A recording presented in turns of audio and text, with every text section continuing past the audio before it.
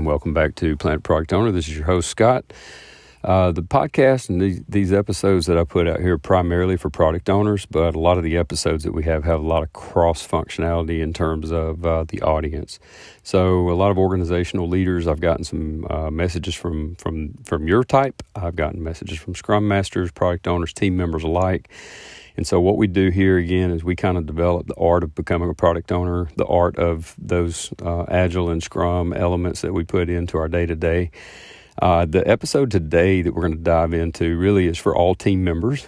I think also it would be really beneficial for organizational leaders to have a listen in today as well.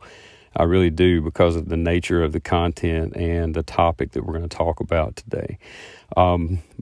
I'm just going to throw out kind of a shameless plug here too. Venmo ID is at J-G-1-222, and Cash App is the $ JSG Scott, JSG Scott. So just in case you want to throw any donations my way to help out with the time here, if you find it beneficial, you're obviously under no obligation. Okay, so let's get into today's topic. I want to just kind of point out that I was kind of browsing around on LinkedIn, and again, I look at a lot of content from a lot of other people.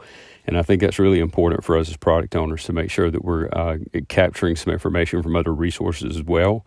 I've mentioned to you that Mike Cohn, one of my all-time favorites, he posted kind of a controversial statement out there and said, how do we feel about just really doing away with the product owner role, maybe looking at a product manager but come into that role, that the teams could kind of survive without it, right?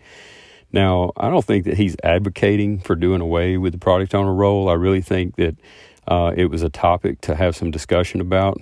The question I go back to, and you guessed it, is why.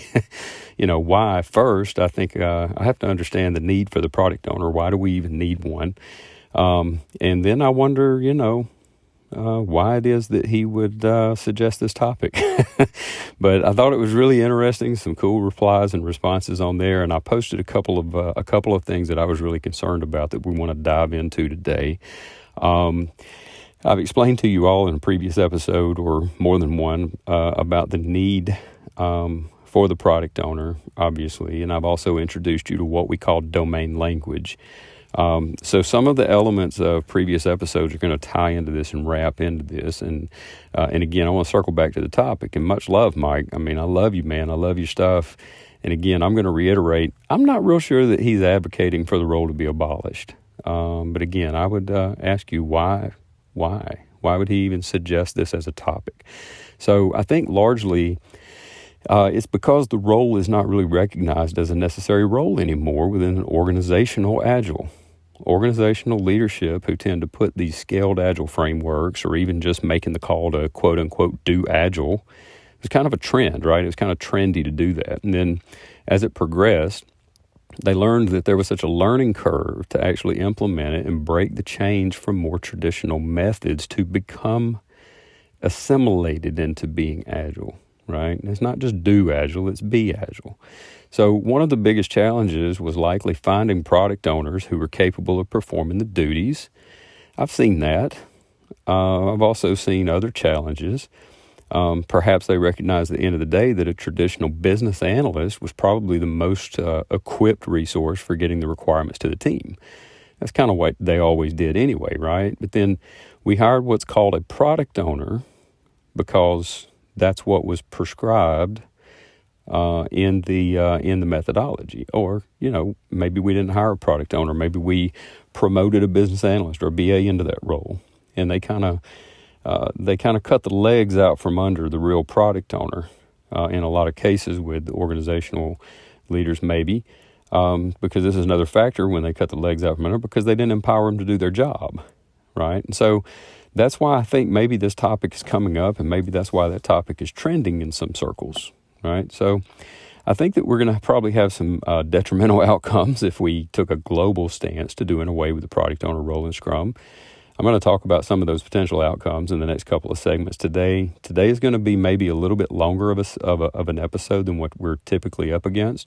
So you're going to find that I'm going to talk a little bit faster. So I know many of you many of you, you put this thing on like 1.5 times the speed because I am from the South and I talk kind of slow. But I'm going to try to speed it up a little bit so we can get through this episode. So you may have to listen to it once or twice, as you normally do anyway, I think, based on what I'm hearing from the feedback. So we're going to talk about some of those outcomes in the next couple of segments. Then I'm going to wrap up on how we as a community of product owners can defend against it and maybe provide some help for you organizational leaders. Because, look, let's face it, you don't know what you don't know. You read the book, you got the cert, it was the cool thing to do, it was shiny, flashy, bright, and all of that good stuff. But now we've implemented it. Now what? Okay, how do I hold that? How do I hold that product owner role in esteem? Right. Let me know if this episode is helpful to you, or if you find reason to challenge it. Challenge anything that I lay out. I would love to hear from you at scott@planetproductowner.org. So, without further ado, let's get to Planet Product Owner. So I'm sitting here trying to come up with a name and a title for this episode, and it just hit me. No Mo PO? For real? No Mo PO? All right, so what happens if we take a global stance to do away with the product owner role, right? I think the biggest thing is that the balance beam is missing. We have taken it off of the balance beam. What do you mean, Scotty? Well, y'all recall that I told you about the product owner. You need to constantly be on the balance beam between technology and business, right? There's a reason why that is needed. And let me give you an example by asking you a question. And if you're an organizational leader, even if you're a product owner, a scrum master, or a team member, I'll ask you this. Which philosophy, you ready? Which philosophy do you most encourage? Or which philosophy do you walk out? Which do you kind of subscribe to? Does business drive technology, or does technology drive business? It's an age-old question. I've asked it on this podcast before. I've heard this conversation before with many folks. I've had the conversation, held it with many folks, many organizational leaders. And some folks, quite frankly, take a hard line on one side or the other. But the majority of these conversations typically go unanswered because they think it's a trick question. It's really not a trick question. Now, many of them talk about it kind of in circles almost, like in terms of, we're going to do what's right. We're going to be an advocate for the customer. But they're also really careful to make sure that they point out that the technology is out front because of the advances and the practicality of improving the experience and making it easier to implement and save money. And it goes on and on and on, right? So let me tell you where Scott lands on this. It's not a matter of business driving technology or technology driving business. Really, it's the customer drives everything. The customer drives everything. So that's the philosophy that I subscribe to. Notice I didn't give the option in the question that I posed, and I do that purposefully. It's because we tend to believe in two different mindsets, right? We believe in the technical mindset, or we believe in the business mindset, right? And so if you give someone the choice between those two, because most people in our worlds, they feel like they belong to one or the other, and then very rarely you find folks who belong to both, right? So I want us to think outside the box a little bit more. Challenge is that too often we have organizational leaders who may say they're on one side or the other, but their actions may not support that stance. We have to support the stance with what we do in our actions, right? So with all that said, what are the things that help us support that balance beam, to make sure that balance beam is in place, to ensure that the customer needs are met, technology needs are addressed and satisfied? If the product owner weren't there, all right, let's just live in that world for a minute, we really likely run into the situation of this endless loop of debate on the technical landscape and approach. I can tell you that without an empowered product owner, which I'm going to dive into a little bit deeper later in this very episode, and this is totally from experience, right? Without an empowered product owner, the technical team will do whatever they need to do to stay in the graces of their technical management, regardless of the sprint goals, regardless of the health of the team, regardless of the byproduct of that what the customer suffers. And if the customer suffers, guess who else suffers? You do, organizational leader, because you've made commitments to sponsors and stakeholders, and you've also made commitments to yourself and to the rest of your team, right?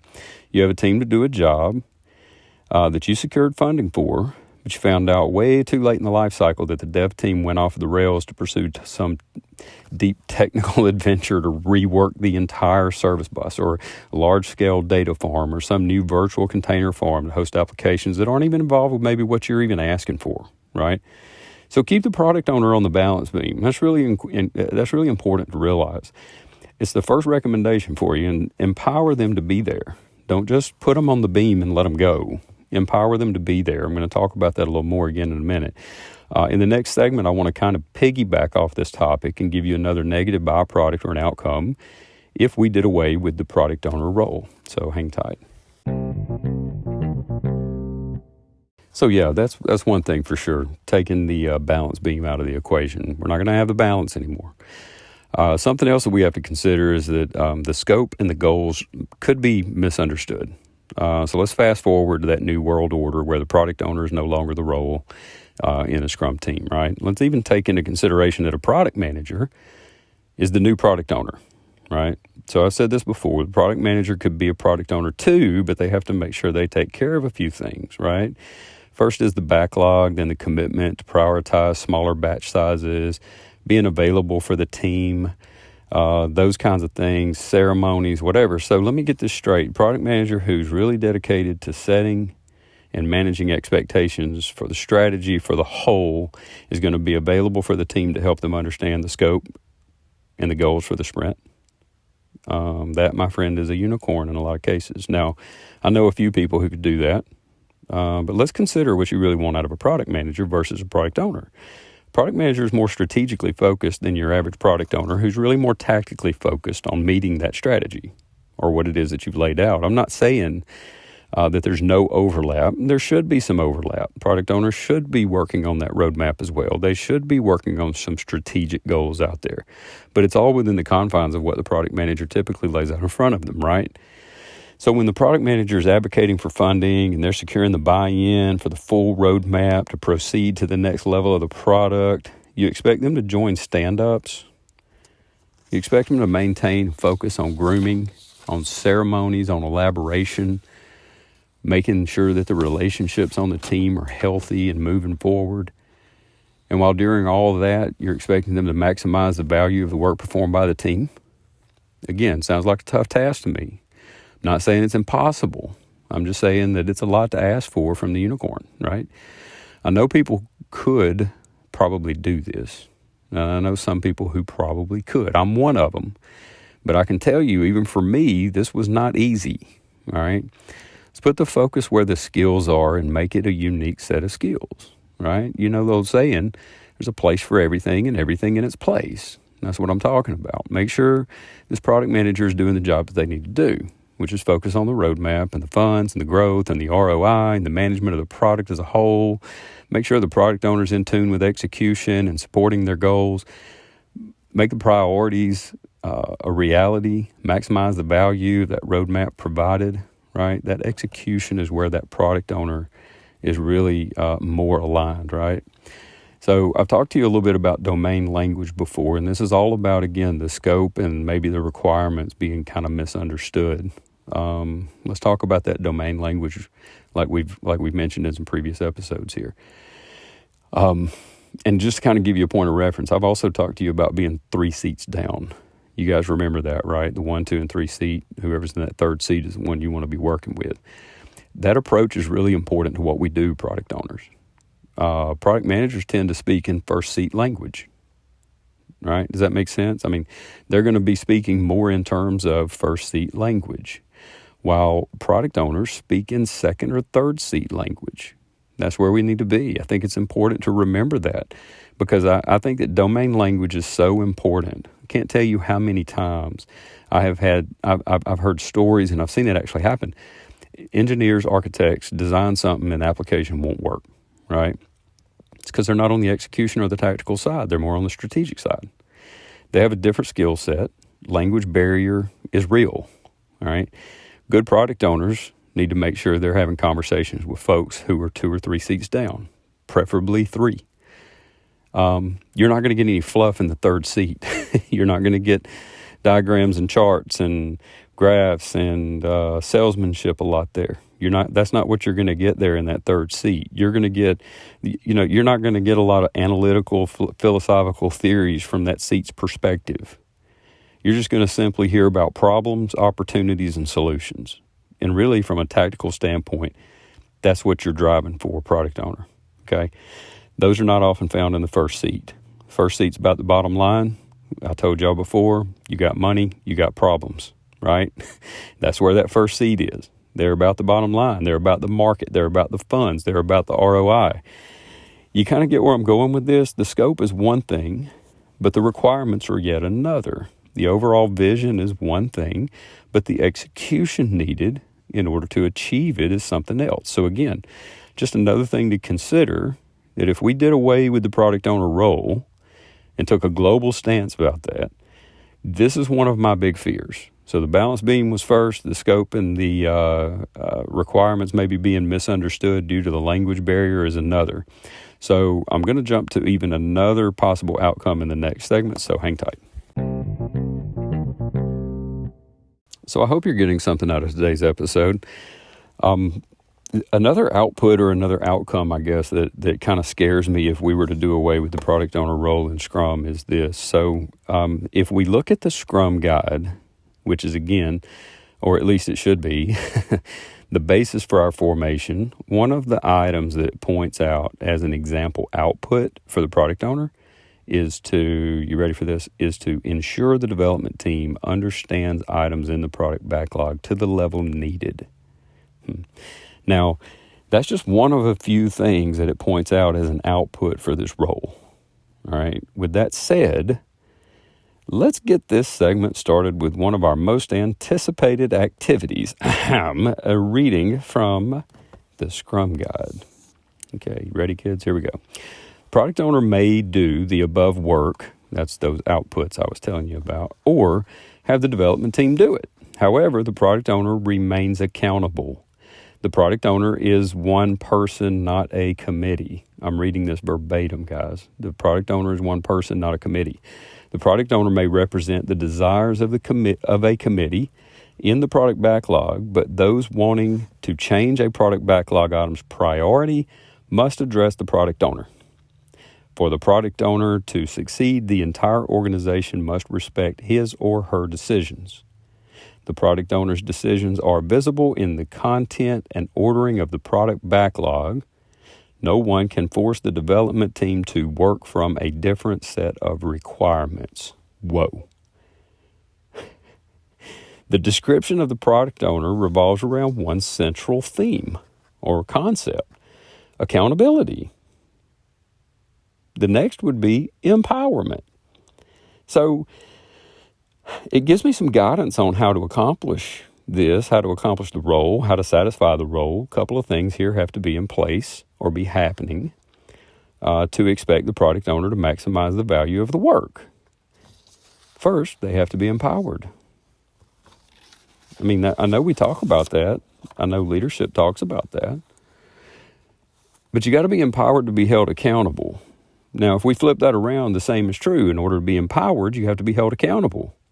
Because I'm not gonna be held accountable for something I'm not empowered for, right? I'm not going to be empowered if I'm not held accountable. So it did not tell me in that text that the product owner is accountable, but empowering and respecting their decisions was an option. It's not what it says. It also didn't tell me to empower the product owner, respect their decisions, but not hold them accountable. See, that's where product owners tend to get off the rails. And this is why maybe there's some talk and chatter out there about it. It's because product owner, you are accountable.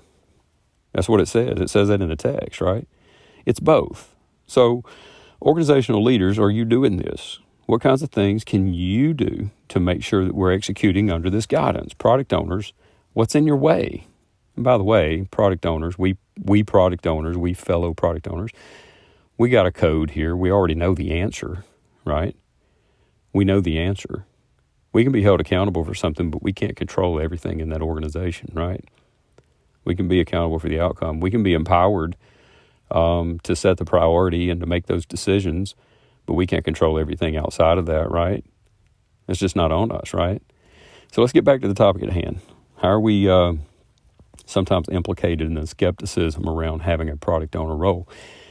If we look at this from a very basic and fundamental view from the guide, and yes, I'm talking to everybody on the team here, including the product owner, I'm also talking to you organizational leaders. First, Are we committed to assimilating into a lean and agile culture? That's first. That's got to be first. It's not about whether or not we're implementing Scrum. It doesn't matter if we're doing agile. Okay, that's not the way to look at it. Are we committed to assimilating into a lean and agile culture? Because if we are, then we're looking at the Agile Manifesto and other materials to support our decisions, to support our inspect and adapt principles, to treat our retrospectives with respect, to learn how to work better, right? If we're using the guide, which I understand many of you are not, but we should be, right? Then we should already know that this is a journey to learn how to work better. And remember, that's my definition of agile. It's a journey to learn how to work better, because that's what the inspect and adapt is about. That's what the learn fast is about. That's what the retrospective is about. That's what the Agile Manifesto is about, right? Next, let's ask ourselves, are we doing both the respecting and the holding accountable for the product owner? If not, then we're probably going to have to put that on our retrospective, on our inspect and adapt list, things to improve so we can correct that.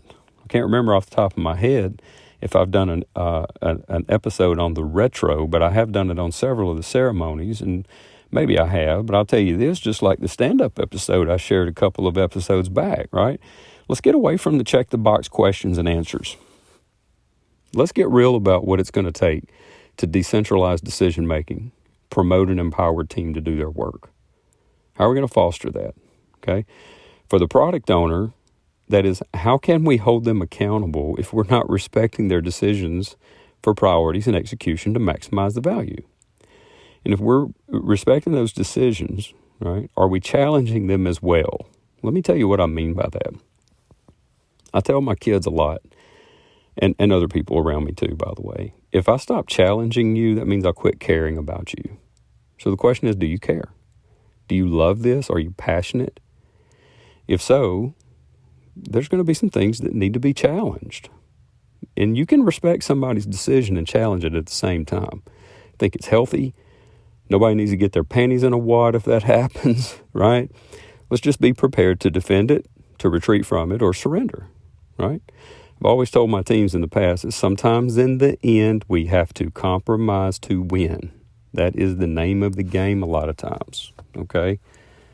Now, when we're talking about this whole idea of our commitment, right? Our commitment. Is our commitment to do better? Is our commitment to be lean or agile, lean and or agile? Is our commitment to manage up to the point where we say we have some scaled agile, some kind of methodology or framework, or we've got multiple teams, or we have a scrum of scrums every other week, and we check the box and we go on about our way here? Or is it that we're really going to address those issues? Now, organizational leaders, if you have the commitment there, and if your answer to that question is yes, this is just kind of for free, right? The idea here is that if it comes out of an inspect and adapt and you have asked the question to your mass scale of teams and you're not making any changes to fix that, they just lost faith in you.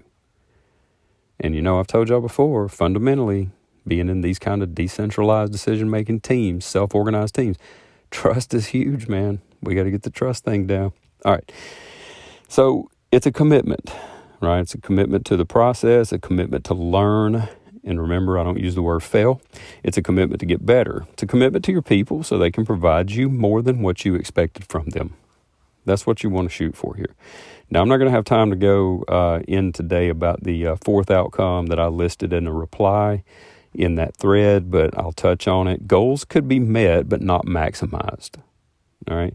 Now, y'all are pretty smart people. If you think about that for a minute, I think you can figure out where I'm going with that. Goals may be met, but they may not be maximized. Okay. So let's get off of this crazy, crazy planet. Yeah. So this all came about because we've had a thought-provoking leader in our field, in our community, who is thinking outside the box, wants to help us with some thinking patterns as well, which is what I try to do here again on this podcast. It's just about thinking patterns, guys.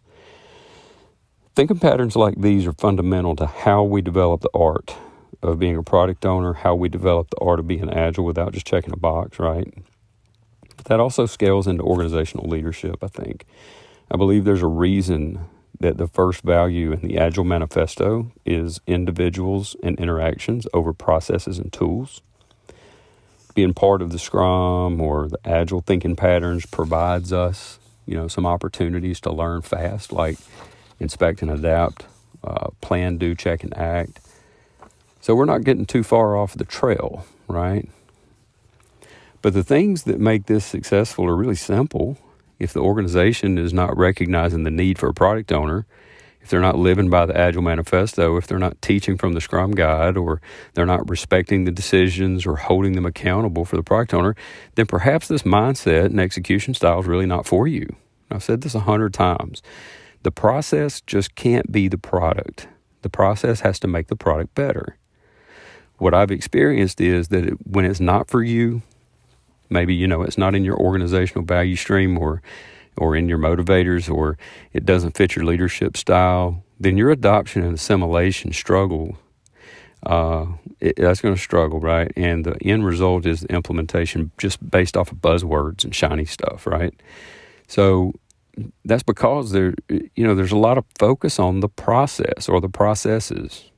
But for those who have adopted the principles, just to give you some hope, those who have adopted the principles and who are doing it for the sake of learning to work better through collaboration and learning fast, it's working out great for them because the value is maximized and the execution continually improves.